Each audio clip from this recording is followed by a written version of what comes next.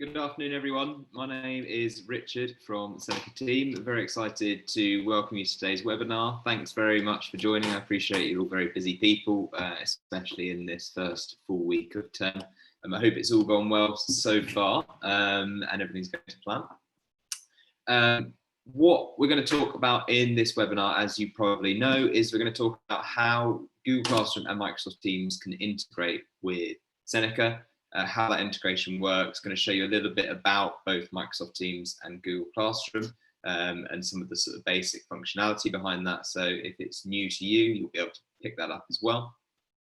And also show you some of the background of Seneca and how Seneca works as well. So if that's new or you've used it before, hopefully you'll pick something up from that side of things as well. A bit of housekeeping for session. So if you want to view this session afterwards, that's absolutely fine.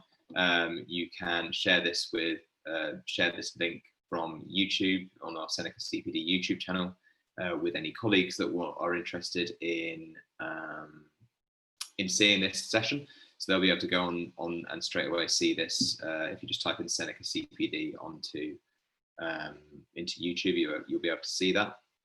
And then from a questions point of view, I imagine as I'm talking and explaining things and showing you stuff, there will be various questions that come up from people.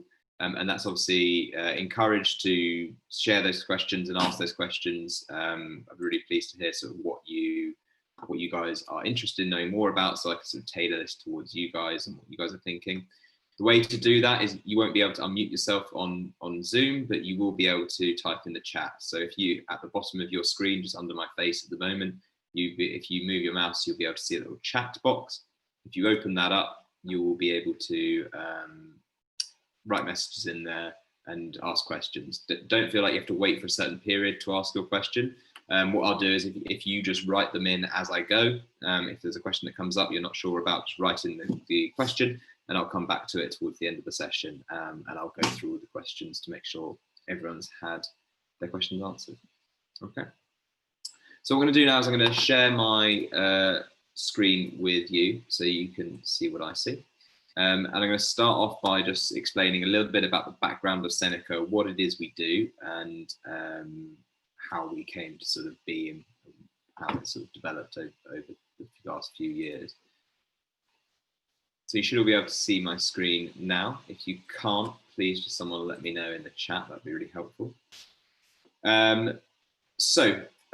With Seneca, what we actually see it as is before lockdown and coronavirus and all that stuff happened, we very much saw ourselves as a distance learning and homework platform.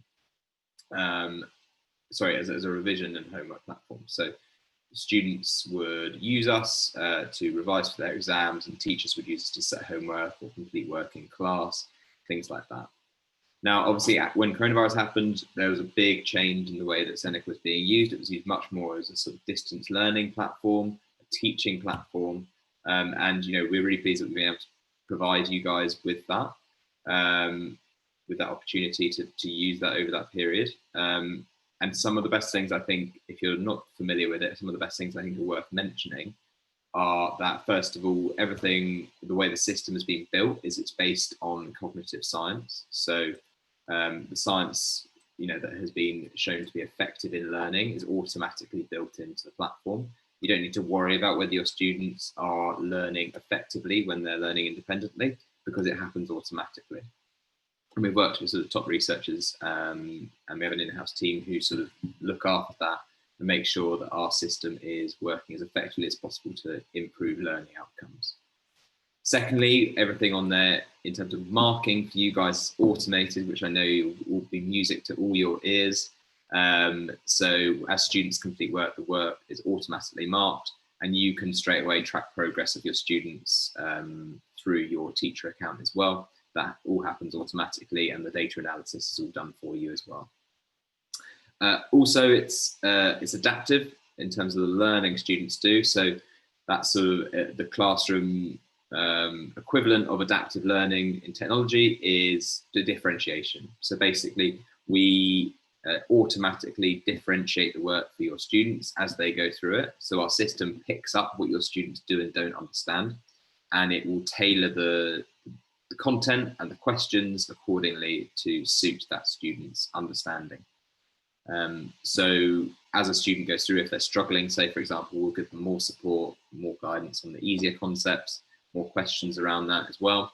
And then we will, if a student's doing really well, we will push them on and not make them go through the easier concepts. So it will automatically adapt to the student so that students are knowing and understanding the things that are most appropriate for their learning at that time. Now, we are, as I say, we're based on cognitive science and the way the approach we take. There's a lot of theory behind that. Obviously, the theory is pretty well, it's pretty rigorous and it's pretty well accepted in sort of the teaching learning community. However, we wanted to obviously make sure that the way we implemented the theory was effective and was actually having a positive outcome on students. Sorry. So what we did was we did a randomized controlled trial with just over 1,100 pupils, and we compared it to other independent learning tools like revision guides. And what we found was with very similar pre-test results. The post-test results were shown to be that Seneca was over twice as effective as a revision guide for independent learning. And we see that very much as a validation of of our implementation of the theory being effective. So that study and that research was peer reviewed and published. And if you want to read about it some more, you can read about it in these journals. If you would obviously like to ask questions about it as well and learn a bit more about that, please do go ahead and do that.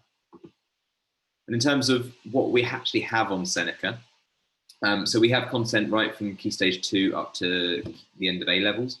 And everything on there is either linked to the national curriculum at Key Stage 2 and 3, or at Key Stage 4 or 5, it's linked to the exam board specifications. So everything on there is exactly what your students should learn and what they need to learn for their exams or for their key stage. So you can really be reassured that whatever it is that they're completing on Seneca, that it's appropriate for them, basically. And currently we have about, these figures are a bit out of date, I think it's about 3.75 million pupils using the platform, and 190-ish thousand teachers that are using the platform at the moment. So there's lots and lots of people using it, which is, as I say, really great that we were able to support people over the last 6 months and before that, and hopefully on into the future as well. So, as I say, that's a bit of background on what Seneca is, how it's come to be. I'm going to go in and show you now the actual platform.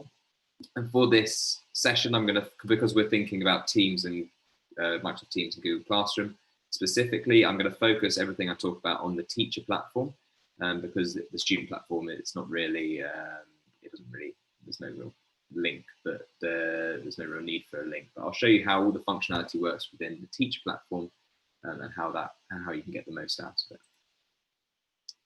So this is a teacher account. When you first log in, you're presented with this screen. And I'm going to talk you through some of the very basic functionality in case you haven't done this. So first of all, just a simple thing as creating a class. You simply click this big button here to create a class.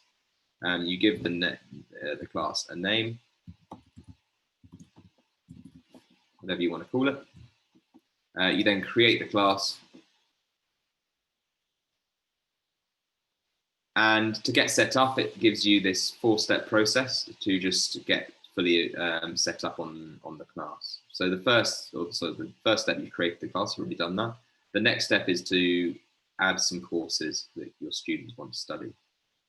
Now it's important to say that if you need help at any time during this process, you can just click this button and it will take you through to a help article, which will allow you to get some support on that. But let's just go straight in and add some courses.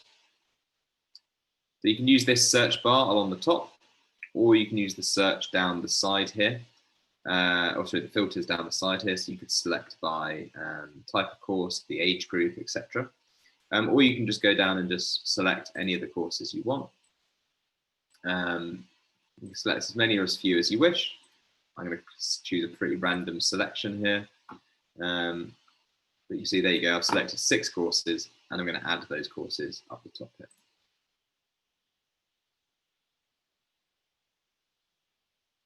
Now, once I've done that, I then need to create an assignment that will automatically be marked. Again, I can get help if I need to, but I'm just going to go in and create the first assignment here. So I choose one of those 6 courses that I just added.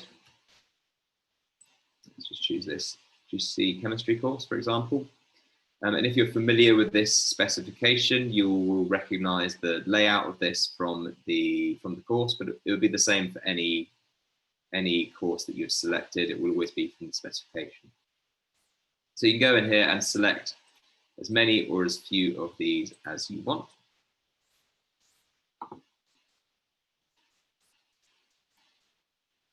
And something quite nice to note is you've got a little time estimation at the top here, which will let you know how, roughly how long that session, these sessions that you're setting should take. So you can use that to plan ahead with your, to plan how long you should allow your students to work for. So you can then assign that. And once you've done that, you give the assignment a name. Whatever it is you want to do it.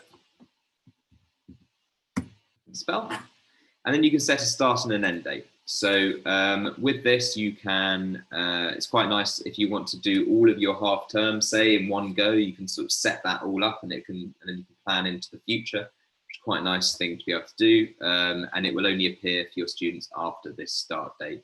So it's quite nice to think about how you can plan forward. So then once I've done that, chosen the dates and start and due date that I want, I can create that assignment. Now, at the moment, we haven't added any students or anything like that, and this is where the first sort of stage of integration comes in with Google Classroom and Microsoft Teams. So let's go ahead and invite some students. And you've got a few different options here. Let's focus on these 2 for the purpose of these sessions. So I'm going to start with Google Classroom. I'll show you what I'll do is I'll show you the process for both Google Classroom and Microsoft Teams, one after the other. We'll go Google Classroom first. So all you need to do is click on this link, and that will open up a new tab, which will open up into Google Classroom.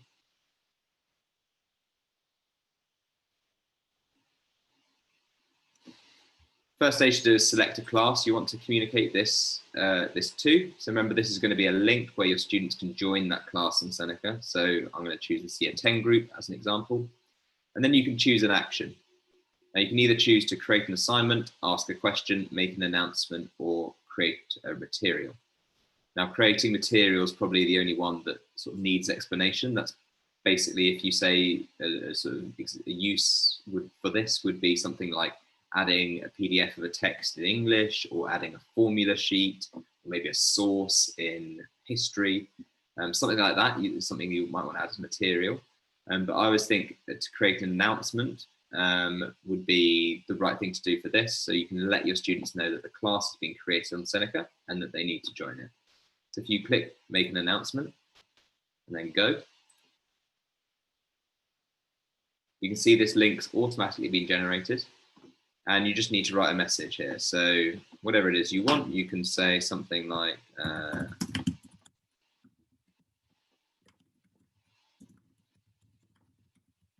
whatever it is, okay? And then you've got some options down the side here. You can choose, if you just want to set it, send it to specific students, you can do that, deselect and select whatever it is you want. And then some other quite nice function is you can just post straight away, but you also got the option in this little down menu to schedule the post for later, or to save that as a draft and come back to it and complete it later. But for now, let's just post it so we can see what happens from the student's perspective. So then you always get the option to view your post. So if I click view, give it a moment to load up. You can then see this has gone into what, see this at 16:14, click the link to join the class. You can see that this has gone into what's called the stream on Google Classroom. Now the stream's a bit like the message board basically. So this is what your students will see, this is what you will see, and students and you can comment and communicate with each other so you can keep in contact. Now when a student clicks on this link, I'll just show you what happens. If they click there, it will load up again a new tab. And if the student isn't logged in already, they'll just be asked to log in. But if they're already logged in, it will just load up, and any moment now, the student will just receive a message that's just confirming basically that the account has been joined. So there you go, you've just joined class name it, which is what I called the class earlier. And it just gives the student some information there. And then if I click continue, that student will then be taken through to see the class. So you'll see those 6 subjects those 6 courses that I added earlier. You'll also see this assignment that I've just created in that chemistry course here. And the student can just go straight in and start learning there. So that's what the process is in Google Classroom. Let me just go back and show you what the process looks like in Microsoft Teams. So it's very similar, but this time you just click that you'll want to share the link in Microsoft Teams to invite your students to the class. Now, Microsoft Teams is arranged slightly differently to Google Classroom. It's done in terms of channels and teams. So you will have to set up those channels yourself in Microsoft Teams. But once you have, you can just search for the channel or the team. So for example, I've got this year 10 maths group. And again, I can put a message in here.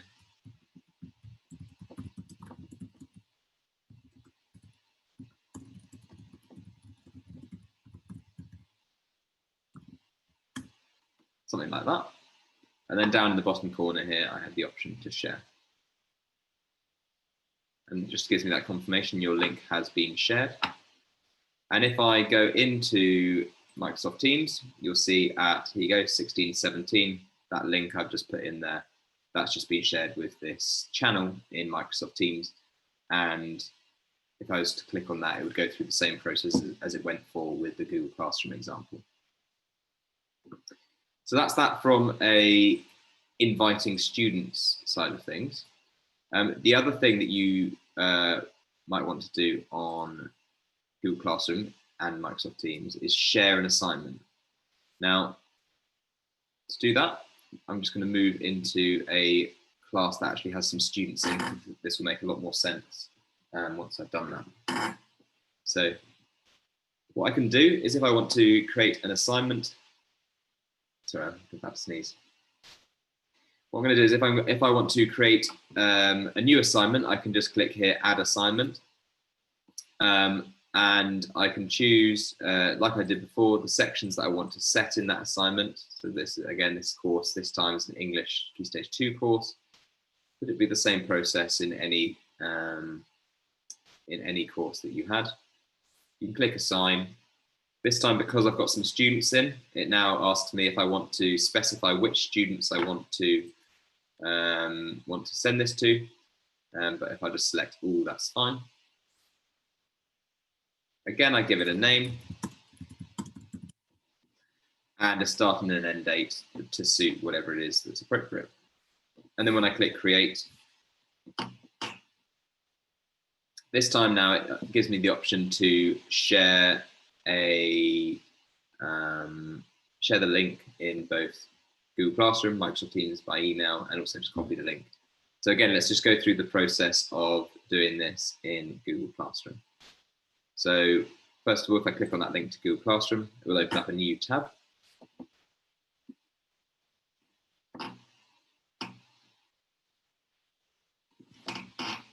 And I can go in here again, like I did before. I choose the class, I choose the action.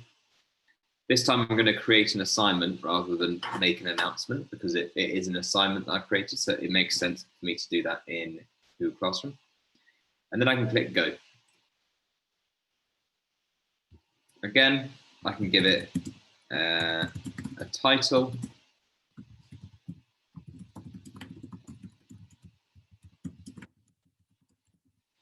And just some instructions, and again, that link's been automatically generated.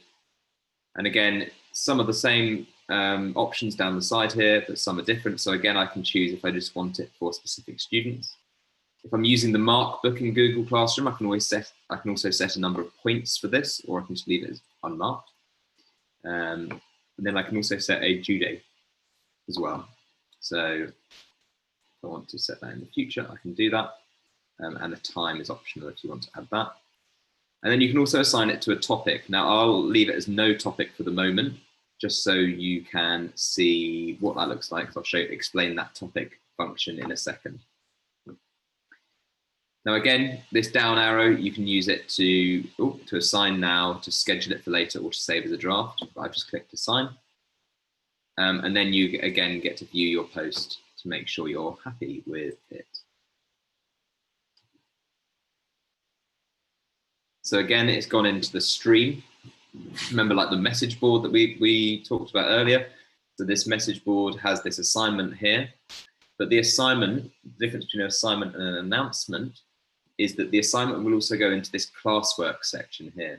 So if I can just show you that quickly, you'll see this Seneca assignment I've just created has popped up at the top here. Now you can see I've got other bits of content, assignments, other things down under different topics here. Now I sort of mentioned this topic section, topic idea. Now it's important to say on Google Classroom that whatever you see is what the students see as well. So you could just, if you could imagine a situation where if you have lots of assignments queuing up at the top here, it could get a bit messy. So what Google Classroom allows you to do is actually sort these and organize these appropriately. So you can just drag it down and choose where you want to put it. Let's say if I want to put it under topic 3, I just drop it there.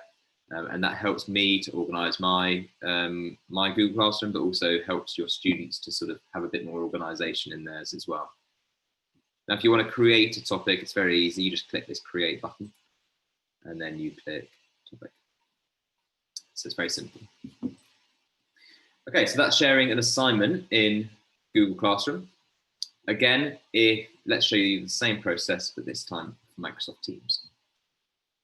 So again, I go back, this time I've set the assignment, I've had this pop-up come up, it asks me if I want to share it.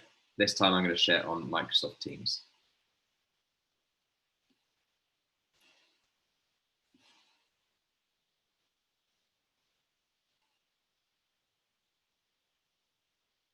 And again, I choose the channel. I'll go for that same Year 10 Maths group. Again, pop in a message.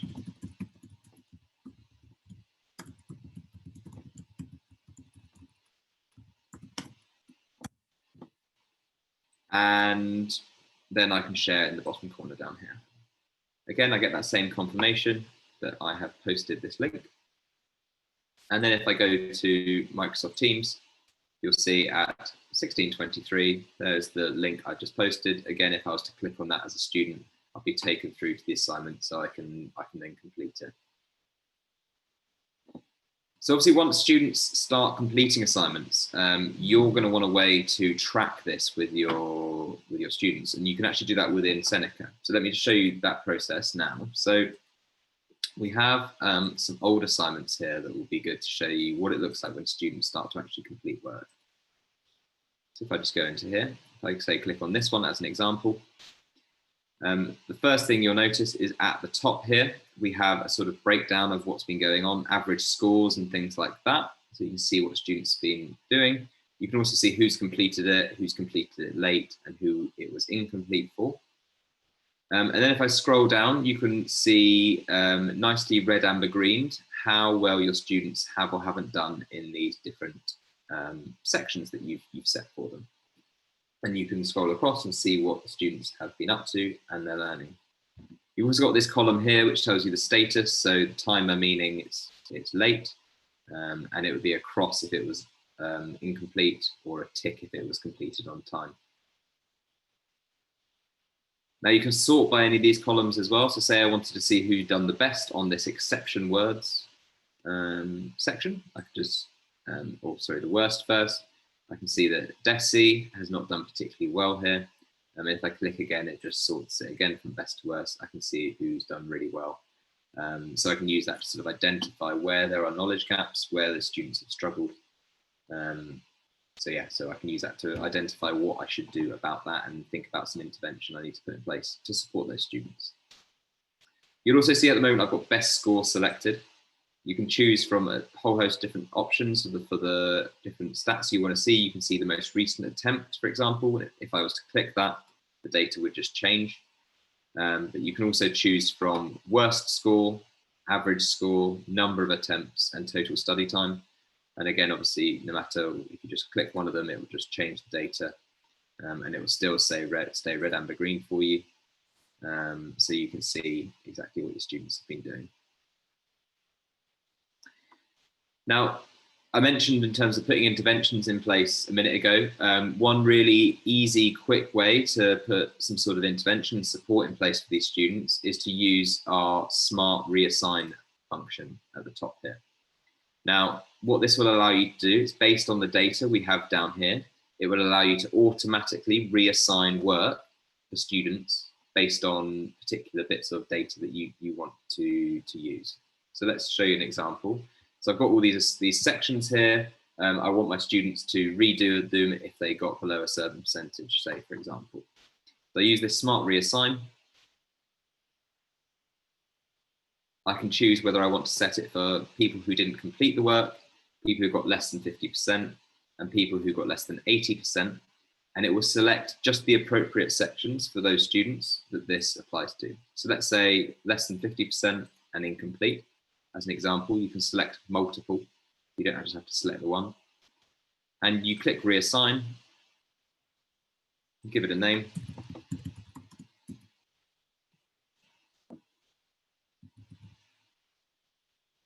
Okay. Again, a start and an end date to suit you. And then when I click reassign, again, you get an option to share for Google Classroom and Microsoft Teams if you want. But what you'll see here is a much shorter list of students because we've only reset the work for particular students who got below 50% or didn't complete the work. And then that will ping up as a personalized assignment for the student, and it will automatically get them to do that within the time period that you suggested. So that is that's assignments. You're also going to want to be able to see data that students complete independently when they're working on their own. So what you can use for that is this Insights tab. So if I click on that, what you can do is you can, again, select the course you want to see data for. So that, again, let's stick to this Key Stage 2 English course. I can select the metric from the same list of metrics I had before, best score, worst score, etc. And then I can select the time period that I want to see data for. So for example, last 30 days, last year, whatever it is, last 24 hours. But you can also set a custom time period as well. If you just want to see it from, say, the 1st of September to today might be a useful thing to see. You can just change these dates accordingly. Now, when I click on this select sections, I can then, a bit like I did when I was doing the assignment, I can select the sections that I want to see data for. Whatever it is.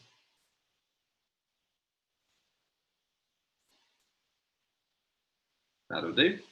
So I want to see 10 sections I want to see data for. Give it a moment to load up and pull all that data through for you. And it will show you all that data for your students. Again, red, amber, green, NA where they haven't completed it within the time period that you've selected. So you can see exactly what your students have and haven't been doing independently as well. Again, you can change the metric and the data will change accordingly. So that's a very handy way for you to diagnose what is going on with your students. Now, again, you can sort by any of these columns if you want to go from worst to best to worst. And the other thing, I should have mentioned this before in assignments, is you can, anywhere that there's data on Seneca, you can download it to CSV. And what that means is it will create a spreadsheet for you, just with whatever data is on the screen at the time. Just a nice spreadsheet will be created, and then you can use that data, obviously, however you want to. Now, the final area you can see student data is in this Students tab here. Now, this is kind of the highest level overview of what your students have been doing. And you can see basic stats like total learning time, average score, sessions completed, and number of correct answers. but all based on the filters you have at the top here. So this is just within the last year as an example. As you can see, my students haven't been very busy, but that's fine. So yeah, so you'll be able to see all of this. You'll be able to sort by the columns just like before. And you'll be able to use this as a high-level overview of what your students have and haven't been up to. And as I said before, you can just download this to CSV if that's useful to make a spreadsheet out of it. So that is basically all I want to show you on the Seneca and the Microsoft Teams Google Classroom combination. The last thing I want to show you was something that's available in Microsoft Teams. Unfortunately, it's not an option in Google Classroom, but it's a really handy, nice little feature, which I'm sure you will want to use if you're using Microsoft Teams. Is you can use this, you've got these 3 tabs as standard at the top of your channel in Microsoft Teams. But you can add different channels depending on whatever you want to make it easy to access different things. And what you can actually do is if I click add here,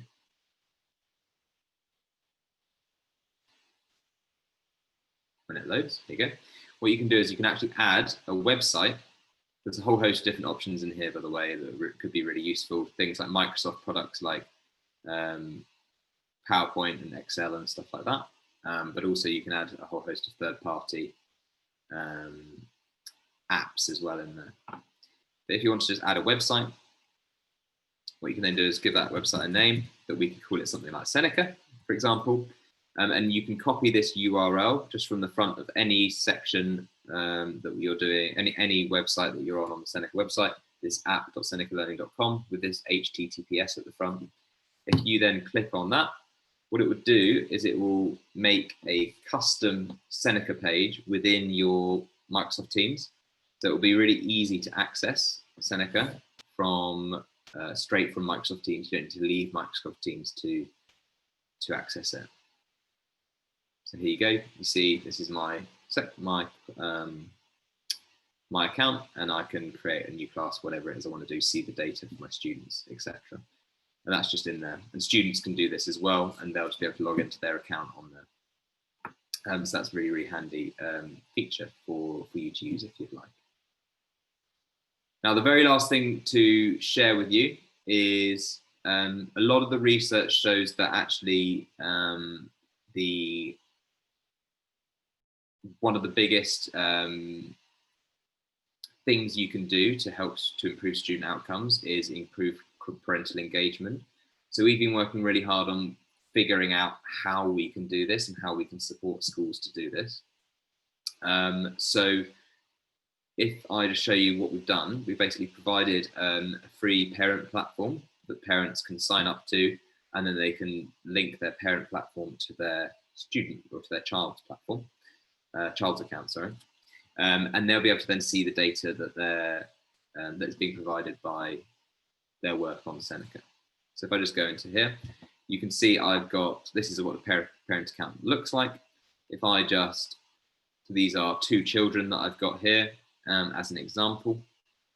And what you can do is see data from, a bit like you could on the teacher accounts, you can go back and see data from whenever, and data will load up accordingly, and the teacher will be able to see exactly, this parent will be able to see exactly where, what the student's been up to over that time period, be able to see how much time they've spent learning, what their average scores are, how many sessions they've completed, and how many answers they're getting correct. So it will allow students to really, our parents to really easily be part of the learning process with your students.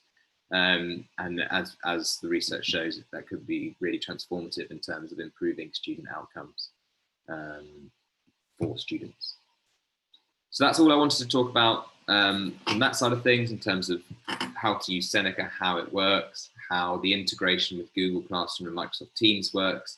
I hope you found that useful and it was interesting. If you have any questions on anything that I've said or anything else that you want to ask about, now is your time to go ahead and ask about that. So just use that chat in the bottom of your screen. I'll just stop sharing my screen and come back and have a look to see if there's any questions. Okay, so just one question at the moment. If you do have questions, do keep them coming in. So question is from Volatsara, if I said your name correctly, says, do we get a copy of the recording after the session? So you can get a copy of the recording after the session, of course. It will be on our Seneca CPD YouTube channel. So if you just go to YouTube and type in Seneca CPD, you'll be able to click on there. And if you just go to recent videos, you'll be able to see that this exact recording has been live streamed there, so that you can access this. And if you want to just share the link with colleagues or watch it back yourself, then obviously you can then do that. A question from Mike is, if you make an assignment and put in Google Classroom, do the marks come back to Classroom? So no, they don't, unfortunately, not at the moment, Mike. So when you set an assignment in Google Classroom, sorry, on Seneca, and then you share it on Google Classroom, the marks don't transfer over necessarily. But obviously from Seneca, I think the data is presented much nicer on Seneca. So obviously there's that side of things as well. But if you want to integrate it into Google Classroom, what you can do is just use that export to CSV feature. So you can download the spreadsheet and then upload it to Google Classroom if that's useful for you. Question from Davina. When using Smart Reassign, does it just reassign sections where the student has scored below the set amount? Yes, Davina. So that is exactly what happens. So depending on what you select, it will just reset the sections. But don't forget, I talked about the learning being adaptive earlier. So the system will learn what the student did last, or will know and understand what the student did last time, and it will adapt the content accordingly. So it won't just be exactly the same session. It will be an adapted version that will be specific to the individual. Okay, any other questions that you guys want to ask? Or any follow-up questions from any of that? Okay, if not, so just, from M. Hayes, just got in the last. So is it essential for one teacher in each school to select the course followed by each individual student? Or can a number of teachers at the same school set up a class? So I think what you're asking there, so one person will have to set up the class, one teacher will have to set up the class, but once it's set up, what you can do is you can invite other teachers to that class. So I'll quickly show you how that works actually. I'll just share my screen again. So if I'm in my class here, say I want to go into this class, if I want another teacher to have access to this class, because I want them to be able to either see the data, if they're maybe a head of department or a senior leader in the school, or if I want them to be able to actually set assignments and have control over the class because I just share the teaching with them. And what you can do is you can add teachers here. So if I just click that link, what I can do is then just click on here and just type in the teacher's email address, and it will send them an invitation to create to basically join the class so that they can then see all the data. Okay.